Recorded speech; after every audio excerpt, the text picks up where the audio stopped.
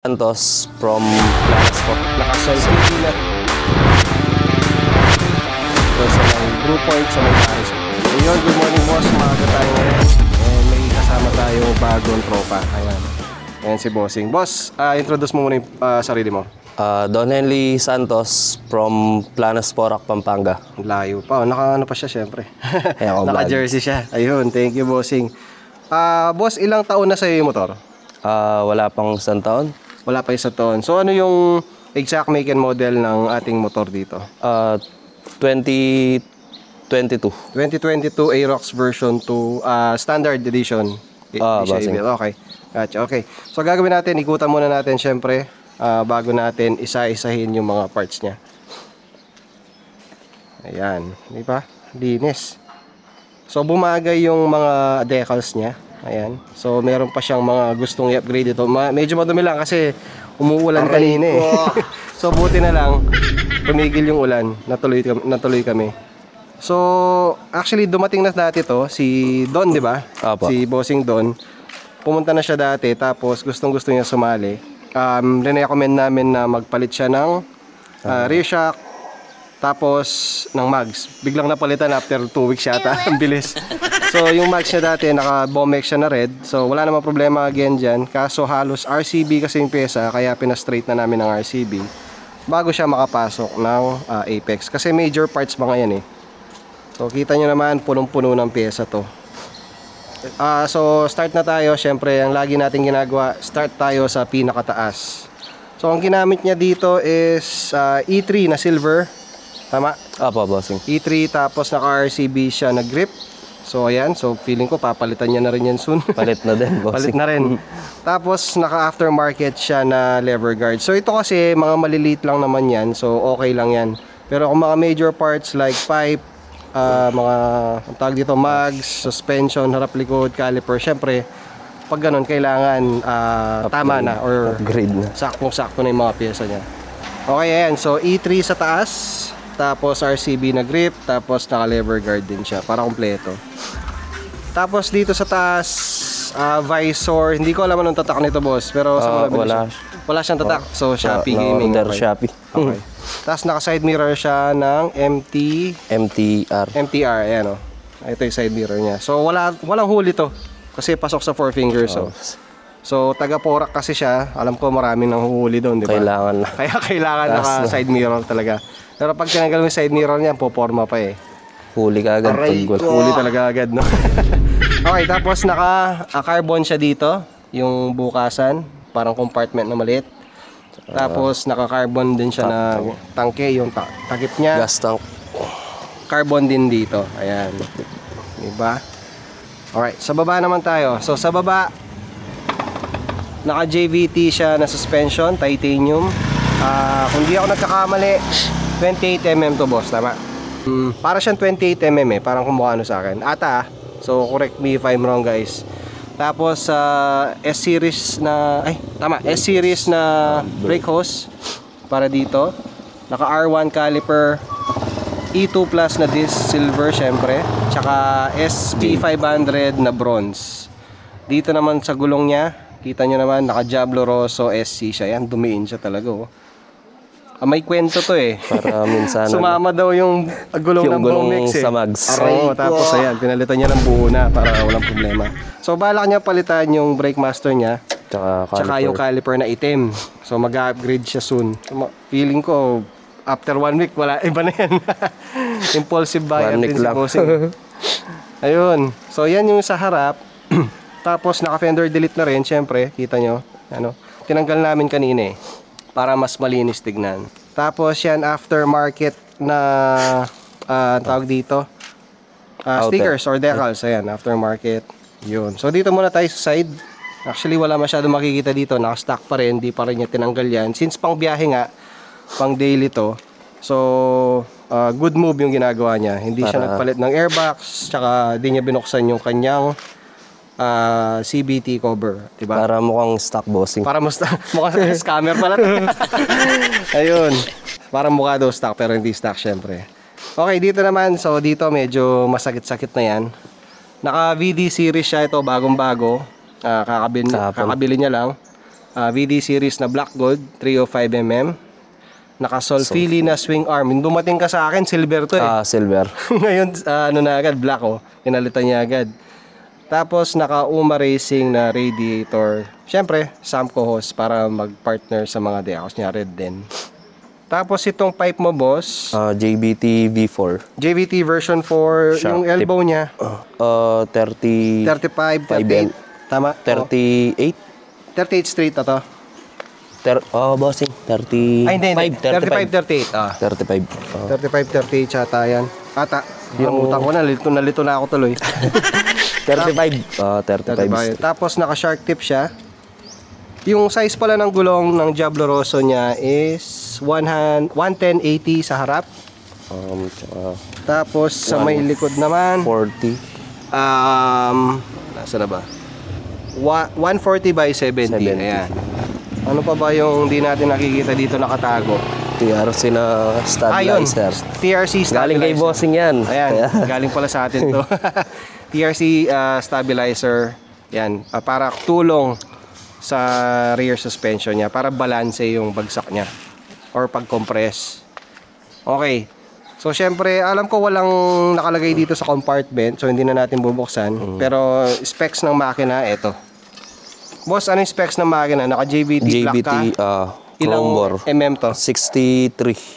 63mm chrome bore na JBT. Tapos, yung pangilalim mo?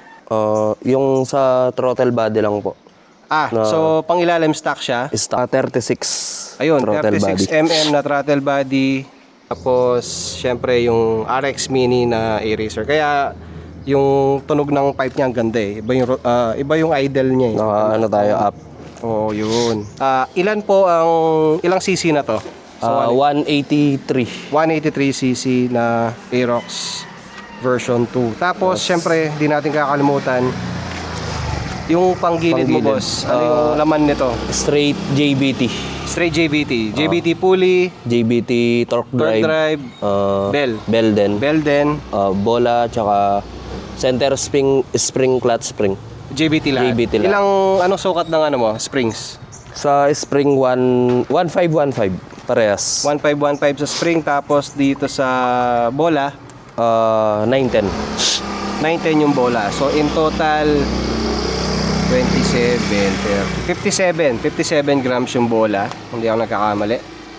Tapos 1515 na springs. Ayan. So JBT straight daw ang kanyang buong panggilid. Tapos stock lang yung syempre engine support para maganda yung handling. Ayan yung unit ni Bossing. Okay? So saktong-sakto lang syempre sa mga pang daily na motor. Ayan, pero pasok na pasok pa rin sa Apex. Lalo na syempre, hindi lang build yung tinitignan, pati yung ugali ng unit owner syempre. Ayan, so ang gagawin natin is mamontage muna natin, tapos babalikan.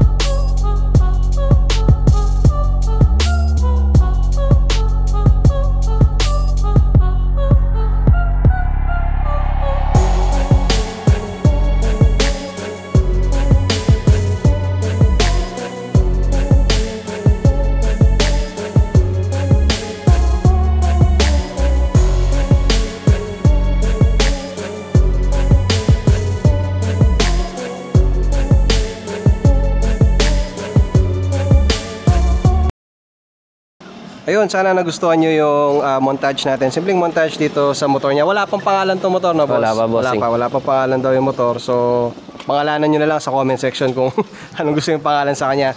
Darating din siya sa Apex EB this coming Saturday. So kasama yan sa Brew Point para ma-meet niya yung ibang Apex members pala. Okay, so gagawin natin, sound check muna natin kasi ang dami nagre-request sound check daw sa mga unit na fini-feature natin. Sige boss, start natin. Guys, maganda yung ano nito, idle rumble. Para siyang Raider eh. Ang ganda ng pagkakatono ng idle rumble. Yan, pakinggan nyo ha.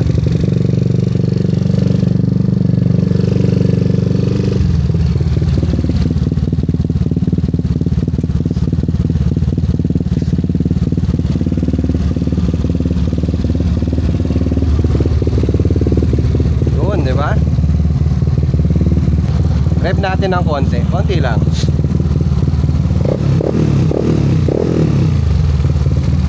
Ang tahimik niya, no? Okay, goods. Patayin muna natin, baka magalit yung mga tao dito. Hindi tahimik yan, maingay siya. Ayun, so syempre boss, ang lagi natin tinatanong yung mga nag-aabang dyan, magkano na kaya ang total mong nagastos dito, pyesa kasama yung motor? Mga nakasalpak lang. Sa pyesa 113.5. 113.5 Tapos sa pyesa. sa motor, pagkasama yung motor, abot-abot ng 200 something. 200 sabihin na natin. 200 yeah, something. 210, mga 210. ganun siguro. Sabihin na natin 210 something yung total na nagastos niya dito sa motor. Hindi po kasama dyan yung mga pinalitan niya. Pag kasama yung pinalitan, mas lalaki yan. Kasi impulsive si boss eh, alam ko eh. Impulsive buyer to. Ayun. So ayan, napakagandang motor. Punong-puno ng pyesa. Tapos very low-key si bossing. Ayan. Boss, baka may gusto kang i-message sa mga gustong mag-build ng motor na kamukha na sa'yo. Yeah, huwag ka maya. Grind lang ng grind para may pang pyesa. Para din makaano tayo ng gusto natin. Gusto nating motor na forma. Kung ano yung pangarap natin sa motor natin, ganun lang. Para pagsikapan natin yung mga binibili nating pyesa. Ayun. So, dapat syempre masipag ka. Paano ka ba bibili ng gantong gagandang pyesa kung di ka masipag, di ba? Hindi yung puro hingi ka lang na hingi sa mga parents mo. I mean, wala naman kung may kaya ka, syempre, walang problema. Pero iba pa rin yung nanggagaling yung sa sariling pagod. Oo, sarili mong pagod. So, nagtatrabaho si boss kasi ng very hard. Yan. Baka may gusto kang i-shoutout pala, boss. Shoutout po sa mekaniko ko kay Alan Cortez tsaka sa shop nila na Sap Shop located sa Tokwing. Tsaka sa mga tropa ko diyan. Oh, shoutout do. Mati boy. Ayun. So may rides kayo kailan kasi Sunday? Sunday, bossing. Ayun, so ingat kayo sa rides niyo, boss. And ayan, ito yung unit niya ulit. Napakalinis, napakasimple. Pasok na pasok sa Apex. Again, hindi lang pyesa yung tinitignan, pati yung unit owner, syempre, kung okay siya. Kung maganda yung pyesa, maganda yung motor, pangit yung ugali ng unit owner, mareklamo, kung ano-ano pa, yari, wala sa Apex, hindi pwedeng isama. So, ayun, final message mo, boss, sa mga tropa mo kung saan-saan. Baka may misis ka rin na gustong shoutout o naman. Single tayo, boss. Single. Yan, yung mga gustong jowa, ayan, pwede siya. Huwag mo na magjowa para... Pag nagjowa ka, wala ka nang pampili ng pyesa, no? Wala na. Ayun. Lugi ba? Okay. So, again, boss, syempre hindi tayo matatapos nang hindi mo lalagay yung sticker ng Apex. So, bibigay ko yung sticker ng Apex sa kanya para malagay niya na dito sa harap ng motor. So, hanapan natin ang pwesto dyan. Teka lang. Ayan, so lalagay niya na yung sticker. Medyo mahirap talagang alisin tong yung plastic. So sakto dito, wala bang wax to? Punasan muna natin. Yan. Okay. So lalagay niya na ang Apex na sticker niya. Alright. Perfect. Yan, dikit pa natin para sure. O nga pala, walang grupong iba si Bossing. So sa dami ng grupo, pinili niya is Apex. And ayun, natanggap siya dito sa Apex, syempre. Okay, now yung pinaka-satisfying part, syempre tatanggalin na yung plastic. Yan. Hindi na alis yan. Tapos yung residue, dali lang naman alisin yan. Yan. Ayun, perfect.